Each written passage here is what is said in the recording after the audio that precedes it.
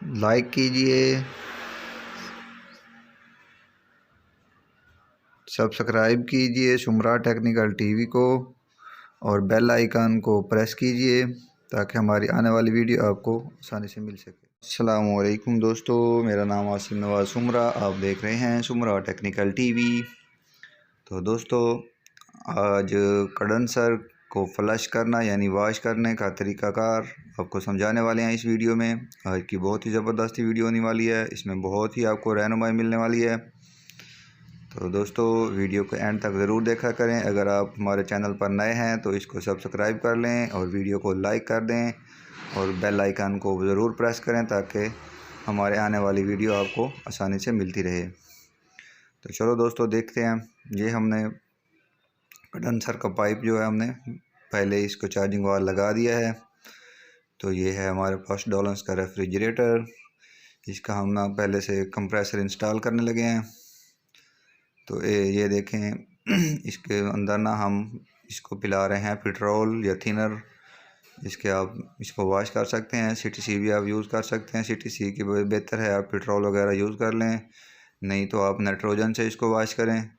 तो मेरे पास इस टाइम पेट्रोल जो है वो अवेलेबल है, इसलिए मैं उसके साथ कर रहा हूँ। तो ये मेरे पास वैक्यूम पंप है, तो वैक्यूम पंप को हम चलाएँगे और इसको फ्लश करेंगे।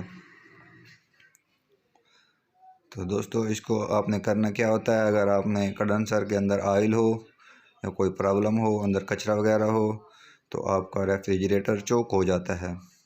इसको चोक से बचाने के लिए, आपका रेफ्रिजरेटर चोक ना हो, इसको बेहतर है आप इसको अच्छे तरीके से वॉश कर लिया करें ताकि आपको किसी मसाइल का सामना ना करना पड़े। तो दोस्तों, आपको इसको तकरीबन 3-4 ड्रॉपर पिला देने हैं और अच्छे से इसको वॉश करना है ताकि किसी परेशानी से आप बच सकें और आपका रेफ्रिजरेटर बिल्कुल अच्छे से काम करता रहे। अगर इसमें कचरा होगा या इसमें ऑयल होगा या इसमें नमी आ जाएगी तो आपका रेफ्रिजरेटर की कैपरी ट्यूब जो है वो चोक कर सकती है। अगर वो चोक करेगी तो आपका गैस जो है ब्लॉक हो जाएगी, तो उसके बाद रेफ्रिजरेटर काम नहीं करेगा, आपको इसकी परेशानी का सामना करना पड़ सकता है। तो ये देखें दोस्तों, ऑयल बाहर आना शुरू हो गया। ये देखें कितना कचरा बाहर आ रहा है, आप अपनी आंखों से देखें। ये देखें दोस्तों, कितनी काला बाहर निकलना शुरू हो गई है। इसका मतलब है अंदर जो हमारा कंडेंसर है वो बहुत ही ख़राब था।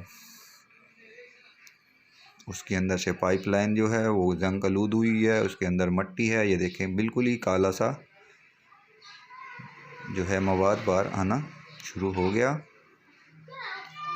तो आपने इसको अच्छे से वॉश करना है जब तक से ये बिल्कुल क्लियर ना हो जाए, यानी कि ये काला ख़त्म ना हो जाए बिल्कुल अंदर से।